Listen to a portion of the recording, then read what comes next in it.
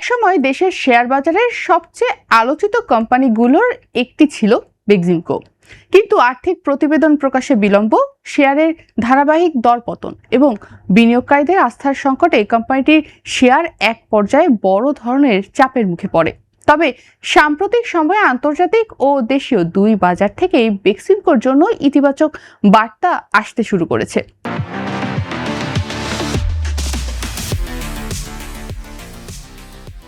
London stock exchange LSE trading স্থগিতাদেশ প্রত্যাহার এবং শক্তিশালী আর্থিক ফলাফল প্রকাশের পর ঢাকা স্টক এক্সচেঞ্জ DSE-তেও কোম্পানিটির শেয়ারে নতুন করে আগ্রহ বাড়ছে, অর্থাৎ শেয়ারের দাম বাড়ছে। লন্ডন স্টক এক্সচেঞ্জে তালিকাভুক্ত বাংলাদেশের একমাত্র কোম্পানি বেক্সিমকো ফার্মাসিউটিক্যালস। তবে 2025 সালের 30 জুন সমাপ্ত অর্থবছরের নিরীক্ষিত আর্থিক প্রতিবেদন এবং পরবর্তী আর্থিক প্রতিবেদন নির্ধারিত সময়ে প্রকাশ করতে না পারায় 2026 সালের 2 জানুয়ারি থেকে কোম্পানিটির গ্লোবাল ডিপোজিটরি রিসিপ্টস অর্থাৎ GDR লেনদেন স্থগিত করা হয়। লন্ডন স্টক এক্সচেঞ্জের নিয়ম অনুযায়ী কোনো সিকিউরিটিজ টানা 6 মাস স্থগিত থাকলে এবং সমস্যার সমাধান না হলে সেটি ডিলিস্টিং এর ঝুঁকিতে পড়ে। সেই হিসেবে 2 জুলাই ছিল কোম্পানিটির জন্য শেষ সময়। পরিস্থিতির মোকাবেলায় বিদেশি প্রাতিষ্ঠানিক ও ব্যক্তিগত বিনিয়োগকারীরা তখন উদ্যোগ নেন। পরে DSE brokers association of Bangladesh অর্থাৎ DBA, Bangladesh securities and exchange commission BSEC এবং কোম্পানিটির ব্যবস্থাপনা যৌথভাবে প্রয়োজনীয় পদক্ষেপ গ্রহণ করে। বিশেষ বোর্ড সভায় 2024-25 অর্থ বছরের নিরীক্ষিত বার্ষিক আর্থিক বিবরণী এবং 2025-26 অর্থ বছরের প্রথম, দ্বিতীয় ও তৃতীয় প্রান্তিকের আর্থিক প্রতিবেদন অনুমোদন ও প্রকাশ করা হয়। বিশেষ বোর্ড সভায় 2024-25 অর্থ বছরের নিরীক্ষিত বার্ষিক আর্থিক বিবরণী এবং 2025-26 অর্থ বছরের প্রথম, দ্বিতীয় ও তৃতীয় প্রান্তিকের আর্থিক প্রতিবেদন অনুমোদন ও প্রকাশ করা হয়। এতে রিপোর্টিং সংক্রান্ত ঘাটতি দূর হওয়ায় 26 জুন থেকে লন্ডন স্টক এক্সচেঞ্জ GDR এর লেনদেন পুনরায় চালুর অনুমতি দেয়। এর ফলে ডিলিস্টিং এর ঝুঁকি কেটে যায় এবং আন্তর্জাতিক বিনিয়োগকারীদের কাছে কোম্পানির গ্রহণযোগ্যতা পুনরুদ্ধারের পথ তৈরি হয়।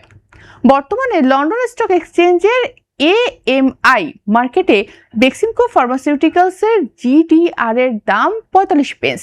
গত 52 সপ্তাহে শেয়ারটির সর্বোচ্চ দাম ছিল 55 পেন্স এবং সর্বনিম্ন 33.33 পেন্স। কোম্পানিটির বাজার মূলধন প্রায় 4,92 লাখ পাউন্ড, অর্থাৎ প্রায় 40.92 মিলিয়ন পাউন্ড। বর্তমানে শেয়ারটির trading status normal regular trading. যদিও ট্রেডিং পুনরায় চালু হওয়ার পর এখনো লেনদেনের পরিমাণ খুব একটা বেশি নয়, তবু আন্তর্জাতিক বাজারে আবারও স্বাভাবিক লেনদেন শুরু হওয়াকে বিদেশি বিনিয়োগকারীদের আস্থা ফেরার গুরুত্বপূর্ণ ইঙ্গিত হিসেবেও দেখছেন অনেকেই। আন্তর্জাতিক বাজারে আস্থা ফেরার পাশাপাশি কোম্পানিটির আর্থিক ফলাফলও ইতিবাচক চিত্র তুলে ধরেছে। এরপর থেকে 2025-26 অর্থ বছরের প্রথম 6 মাসে বেক্সিমকো ফার্মাসিউটিক্যালসের নিট বিক্রি 15.8% বেড়ে 2,780 কোটি টাকায় পৌঁছেছে। দেশীয় বিক্রি বেড়েছে 15.6% এবং রপ্তানি আয় বেড়েছে 17.5%। একই সময়ে কর পরবর্তী মুনাফা 35.6% বৃদ্ধি পেয়ে 479 কোটি 42 লাখ টাকায়ও দাঁড়িয়েছে। শেয়ার প্রতি আয় অর্থাৎ EPS বেড়ে হয়েছে 10 টাকা 58 পয়সা, যা আগের বছর ছিল 60 টাকা 87 পয়সা।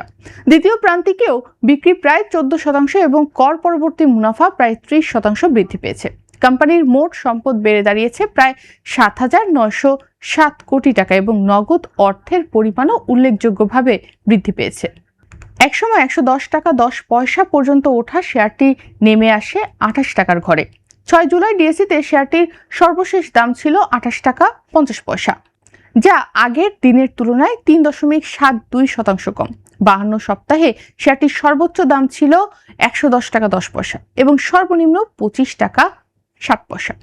কোম্পানিটির বাজার মূলধন বর্তমানে প্রায় 2,792 কোটি টাকা। 28 জুন DSE-তে প্রায় 1 কোটি 5 লাখ শেয়ার হাতবদল হয়, যার আর্থিক মূল্য ছিল 303 কোটি টাকার বেশি। তবে দরপতনের পর কম দামে শেয়ার কেনার সুযোগ দেখেই দেশীয় বিনিয়োগকারীদের আগ্রহ বাড়তে শুরু করে এই কোম্পানির ওপর।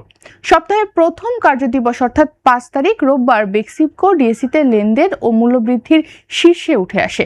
একই দিনে বেক্সিমকো ফার্মাসিউটিক্যালসেরও শেয়ারের লেনদেন হয় 41,26,00,000 টাকার বেশি এবং বেক্সিমকো লিমিটেডের শেয়ার লেনদেন হয় ডিএসইতে 41,06,00,000 টাকার বেশি।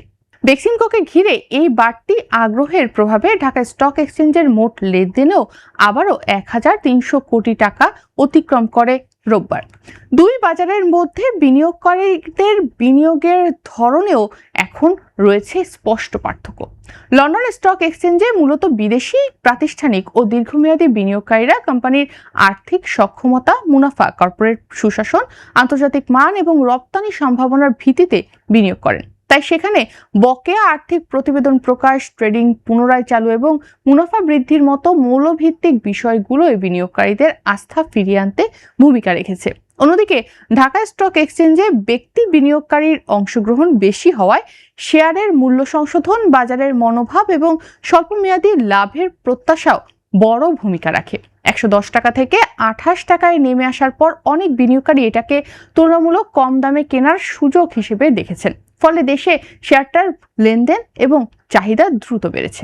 শেয়ারবাজার বিশ্লেষকদের মতে লন্ডন স্টক এক্সচেঞ্জে আস্থা ফিরে আসা এবং শক্তিশালী আর্থিক ফলাফল প্রকাশ কোম্পানিটির জন্য বড় ধরনের একটি ইতিবাচক বার্তা। এটি বিদেশি বিনিয়োগকারীদের আস্থা বাড়ানোর পাশাপাশি ভবিষ্যতে আন্তর্জাতিক বাজার থেকে মূলধন সংগ্রহের সুযোগও শক্তিশালী করতে পারে। অন্যদিকে দেশের বাজারে বাড়তে থাকা লেনদেন ও বিনিয়োগকারীদের আগ্রহ যদি ধারাবাহিক মুনাফা, সময়মতো আর্থিক প্রতিবেদন প্রকাশ এবং সুশাসনের মাধ্যমে ধরে রাখা যায়, তাহলে বেক্সিমকো শুধু শেয়ার দরেই নয়, ব্যবসায়িক অবস্থানেও পুনরুদ্ধারের পথে আরও এগিয়ে যেতে পারে। দেশীয় বাজারে বাড়তি লেনদেন এবং আন্তর্জাতিক বাজারে পুনঃপ্রতিষ্ঠা আস্থা দুই মিলিয়ে বেক্সিমকোর সামনে এখন নতুন সম্ভাবনার দ্বার উন্মোচিত হয়েছে।